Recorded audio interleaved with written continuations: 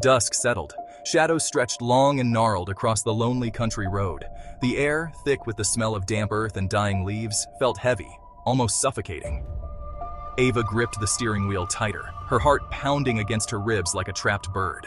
She had been driving for hours, the sun a fading memory in her rearview mirror. Each turn she took led to another desolate stretch of road, each one looking eerily similar to the last. Panic welled in her chest, a cold knot twisting in her stomach. She was lost, utterly and terrifyingly lost. The GPS on her phone had died hours ago, leaving her stranded without a map, without a signal, and with the sinking feeling that she had made a terrible, terrible mistake venturing out this far on her own. The silence was deafening, broken only by the rhythmic swoosh of her windshield wipers, battling against the light drizzle that had begun to fall. Every shadow seemed to writhe and contort, taking on monstrous shapes in the fading light. Ava's pulse quickened. She rolled up her window, as if that could somehow keep out the growing fear that was wrapping itself around her like a shroud. A lone owl hooted in the distance, the mournful sound sending shivers down her spine. She had to find somewhere to stop, someone to ask for help. But the road stretched endlessly before her, empty and desolate. Just as despair threatened to consume her, a faint light flickered in the distance. It was a beacon of hope in the gathering darkness. With renewed determination, Ava steered her car towards the light. As she drew closer, the vague outline of a house emerged from the gloom. It was a large, rambling structure, its silhouette stark against the twilight sky. Relief washed over her. Finally, a haven in this desolate landscape, or so she thought. The house loomed large as she pulled into the driveway, its paint peeling and windows dark and vacant.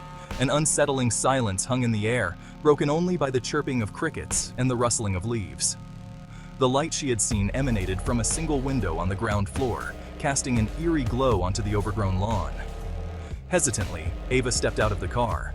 A wave of cold air sent goosebumps erupting across her skin. The smell of dampness and decay filled her nostrils, sending a shiver down her spine.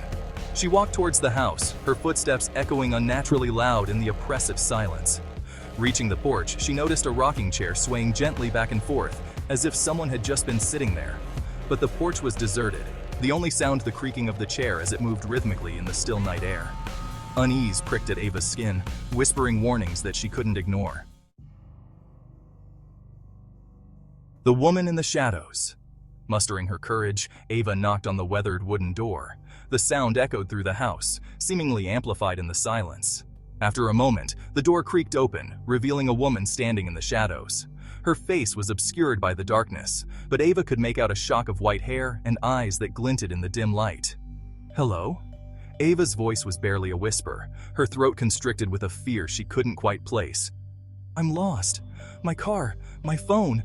Can you help me?" The woman stepped aside, beckoning Ava inside. "Of course, dear," she croaked, her voice raspy as if unused for years. "You look like you could use a warm drink." Ava hesitated, a sense of foreboding washing over her. But the cold and the growing darkness pushed her forward. She stepped inside, the door closing behind her with a resounding thud that seemed to echo the frantic beating of her heart. Darkness falls.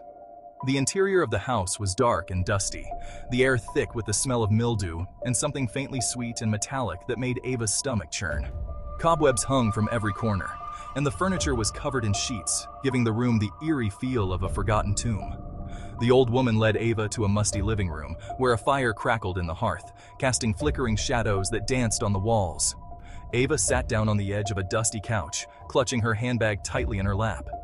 The woman disappeared into the shadows, her footsteps muffled by the thick carpets. As Ava waited, her eyes darted nervously around the room.